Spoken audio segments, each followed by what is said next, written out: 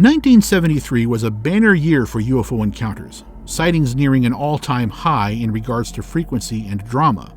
Of particular interest are a handful of strange occurrences in and around the Pascagoula area, a curious sudden uptick of which immediately preceded or coincided with the October 11th event. For the most part, claims of alien encounters or UFO sightings in the vicinity after the experiences of Hickson and Parker were widely publicized are little more than fodder for the gullible, as would-be hoaxers might use the case to lend their stories verisimilitude, and others with misty memories of an odd light in the sky might draw conclusions that are not justified. A good example of this occurred in the town of Long Beach, Mississippi, when a taxicab driver claimed that at 3 a.m. on October 16th, just 5 days after the Hickson-Parker encounter, a gray, wrinkle-skinned creature with pincers for hands tapped on his cab's driver's side window and directed him toward a nearby UFO, after which he lost consciousness. Only later, after being questioned by Gulfport Police Chief Craig Monroe and abysmally failing at polygraph, did the man confess to having concocted the whole story. It seems another of the cab company's drivers had found him asleep while on duty, and he had hoped the improvised alibi would keep him out of hot water. On the afternoon of October 11, 1973, Pascagoula probation officer Raymond Brodus, his friend Emmanuel Sigalis, and a woman named Joan were traveling northbound in between Pascagoula and Van Cleve, Mississippi, when their attention was drawn to an unusual object off to the west. Flying at an altitude of what was estimated to be about 3,000 feet, the object kept pace with their vehicle for approximately 10 miles, after which time it seemed to draw closer and finally disappear. In an interview with investigator Stefanos Panagiotakis, Sigalis described the object as cylindrical with some sort of protrusion extending out one side of the main structure. Further details were difficult to make out as the object was extremely bright. The object was not believed to be a helicopter. Even more interesting is the nearly concurrent report from a woman in Tanner Williams, Alabama, about 30 miles northwest of Pascagoula. On the late afternoon of October 11th, her 3-year-old son told her that he had been in the backyard playing with some old monster that he described as gray, wrinkled, and with pointed ears, an eerily familiar story. However, one should not give this too much weight. The only known source for the report is from the compilation by investigator David Webb for J. Allen Hynek's Center for UFO Studies. Countless imaginary monsters bring joy to children every day of the year all over the world. Some of them are bound to be gray and wrinkled. Besides, the entities supposedly encountered by Hickson and Parker hardly seemed to be in a similarly playful mood. According to the transcription of the interrogation made after the medical examination at Keesler Air Force Base, a man named Larry Booth, the proprietor of a service station on Highway 90 near Pascagoula, had reported sighting an unknown object on the evening of October 11th as he looked through the transom window of the front door of his house. Booth recalled the time of the sighting to be around 9 p.m., as it was his habit to check the front of his house after watching television and before retiring to bed. The object hovered several feet above a nearby telephone pole, bright red lights rotating around the outside in a clockwise motion. The shape of the object was difficult to make out due to the intense illumination, but Booth estimated the object was slightly larger than a helicopter, absolutely silent as it moved off into the night. Early the following morning, Booth heard a news report regarding the abduction of Hickson and Parker, and realized the object he had seen had appeared to move off in the direction of the river. Obviously, there is no way to know if Booth's object and the Hickson-Parker UFO are one and the same. Indeed, there are some noteworthy differences. Hickson and Parker both described seeing something intensely blue in color. Booth unequivocally stated the object outside his home was red. Also, the object seen by Mr. Booth moved slowly and deliberately the entire time it was within view. The Hickson-Parker UFO seemed to appear out of nowhere and departed at either an incredibly high rate of speed or by vanishing altogether. Although corroborations long after the fact are generally less credible, there are exceptions, depending primarily on the amount and quality of contextual details. Around 6 p.m. on October 11th, Chief Petty Officer Michael Cataldo, a member of the pre-commissioning crew of the USS Tunney, a Sturgeon-class nuclear submarine then under construction at the Ingalls shipyard, was traveling west on US Highway 90 with 2 shipmates, Ted Peralta and Mac Hanna, in Peralta's Volkswagen sometime before dusk. The men observed an object traveling through the sky in a southerly direction that they first took to be a shooting star, but then realized was something far stranger as it descended toward a marshy wooded area and hovered in place for approximately 30 seconds before shooting away at an extreme rate of speed. Notably, though Cataldo and his two companions were the only people to pull to the roadside to watch, he mentions other motorists on the road also took notice as they were slowing down to get a better look.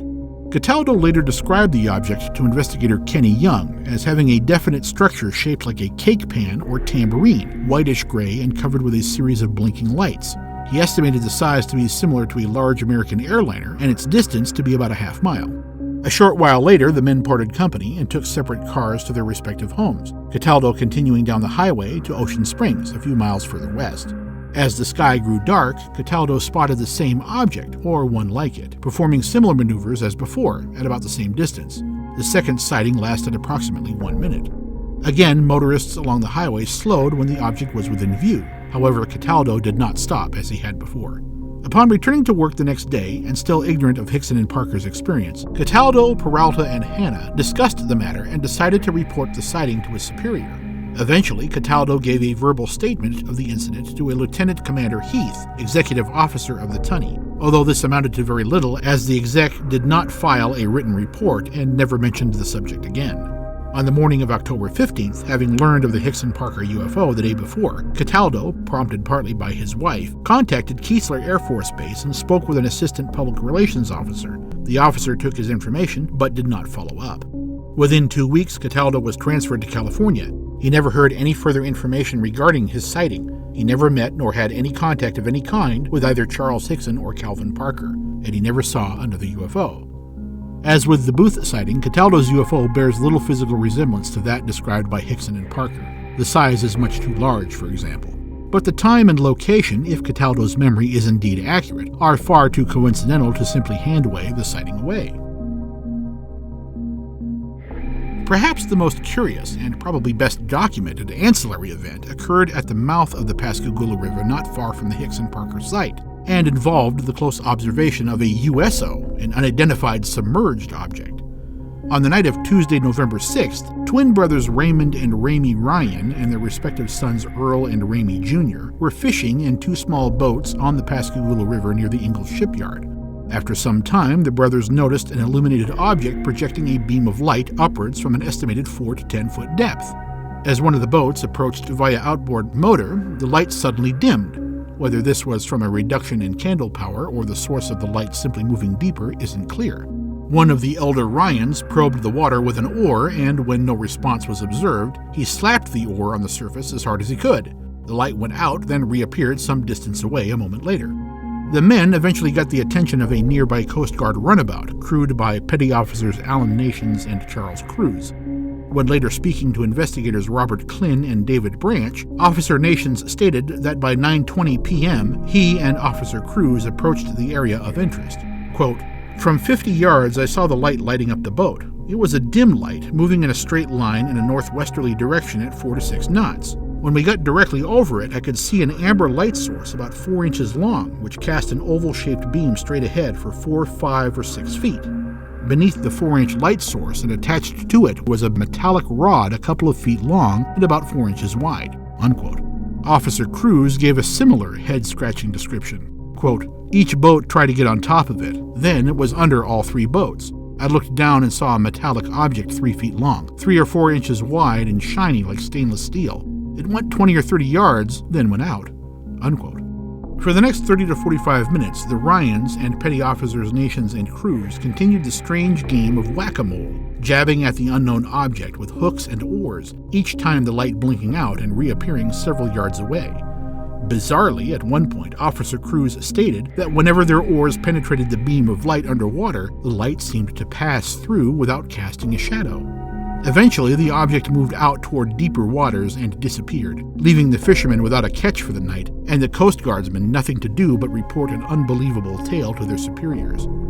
They would get their chance the following Friday when they, the 4 Ryans, and 3 witnesses from the riverbank were debriefed by Naval Lieutenant Commander Craig Dorman and Coast Guard Lieutenant Michael Donahoe, who concluded, quote, "Something in the water is causing that illumination. It remains an unidentified object, and we want to maintain a file as a reference for any future sighting." Unquote. Local resident Maria BLAIR claimed to have witnessed a UFO as she sat in a car on the eastern bank of the Pascagoula River with her husband Jerry as he napped while they waited for a boat to take him to a job offshore. According to Ms. BLAIR, a bright blue light appeared across the river, rose into the sky from near the area of Saltpeter Dock, and repeatedly moved back and forth for about 30 minutes, occasionally hovering but always seemed to follow the contours of the river. At no point did she observe the light descend, nor was she aware of any activity on the opposing shore. Eventually, the light went out of sight, and she heard a loud splash near her location, as if something large was dropped into the water from a great height. Ms. BLAIR looked into the river and noticed what she described as a person in the water, just below the surface. Later, after hearing of Hickson and Parker's encounter, her husband advised her against speaking out publicly of her own sighting for fear of ridicule.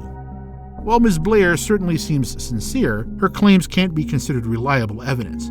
Not only does the behavior of her UFO not match that reported by Hickson and Parker, its supposed multiple-minute acrobatics show should have, at the very least, been seen by either the nearby bridge tenders or the cameras at the Ingalls shipyard. It is possible she had simply mistook something more mundane, such as a helicopter or aircraft from a great distance away. Distances and relative motion are very difficult to accurately judge against a dark sky.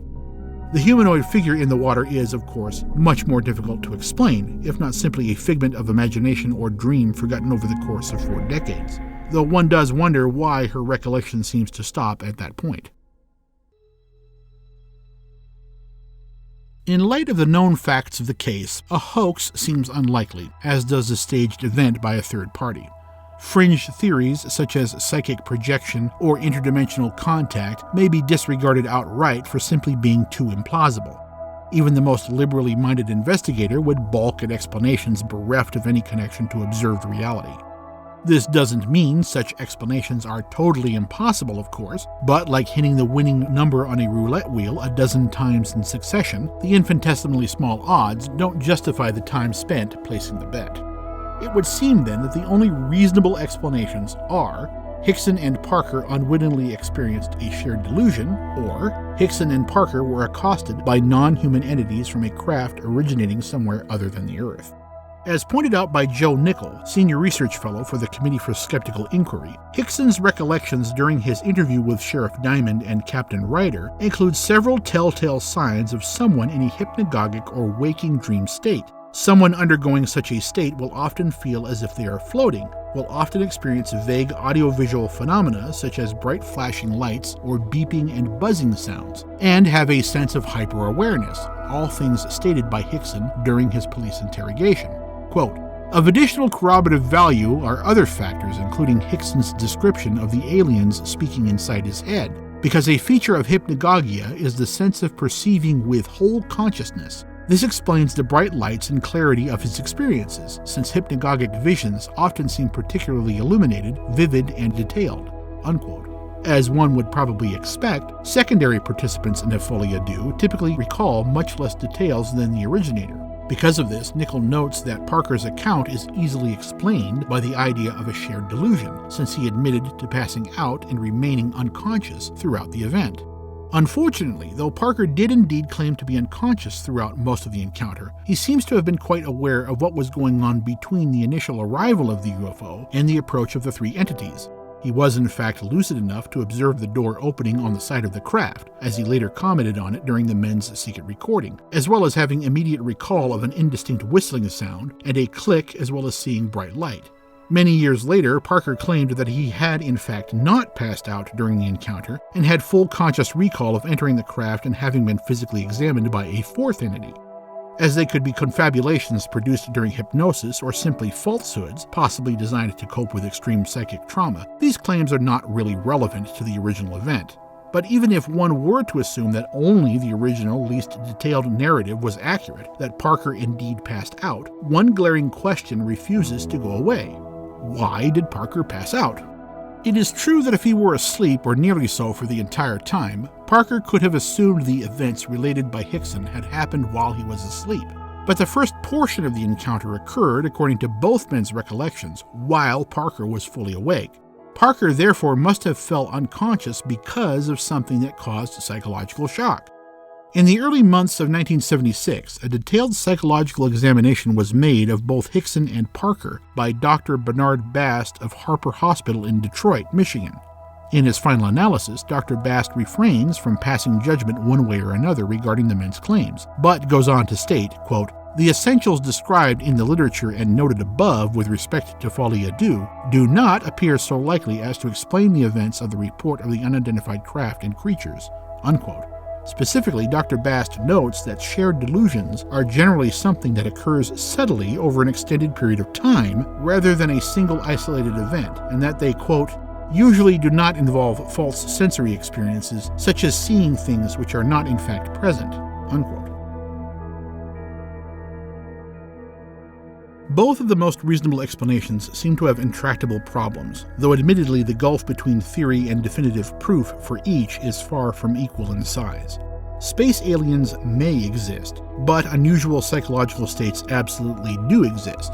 On the other hand, every time we look in the mirror, the question of life in the universe is already answered. Hickson and Parker's behavior immediately following the alleged events certainly seems uncontrived, and the claims made by unconnected UFO witnesses certainly piques one's interest, if nothing else. But the fact is, no one who should have seen something saw anything, be it bridge operators, passing motorists, or shipyard cameras. Everyone claiming to see a UFO in the vicinity never visually placed said UFO at the alleged site, except for Maria Blair and perhaps a handful of other decades-late claimants that may yet come out of the woodwork. To draw affirmations from such weak evidence is a bit like watching someone walk out of a market carrying eggs, lemons, and sugar and steadfastly conclude they are making a lemon meringue pie. They may be, then again maybe not. And yet tests administered to Hickson and Parker do not support the idea of a delusion. Something happened on the bank of the Pascagoula River. Whether that something is two men cooking up a tall tale fueled by whiskey, two men falling victim to their own mental machinations, or two men the unwitting pawns of interstellar anthropologists is anyone's guess. On September 9th of 2011, Charles Hickson passed away, sticking to his story for the rest of his days. Likewise, Calvin Parker, who remained more or less silent for several years, has continually professed the truth of the encounter until the present, although as of late he seems determined to bury the narrative in a pile of questionable embellishments. Whether Hickson and Parker's truth is the truth still remains to be seen, but whether the truth originates within the human mind or on a remote island across the galactic seas, we can be sure that, once revealed, the world around us will be a far stranger place than we ever thought.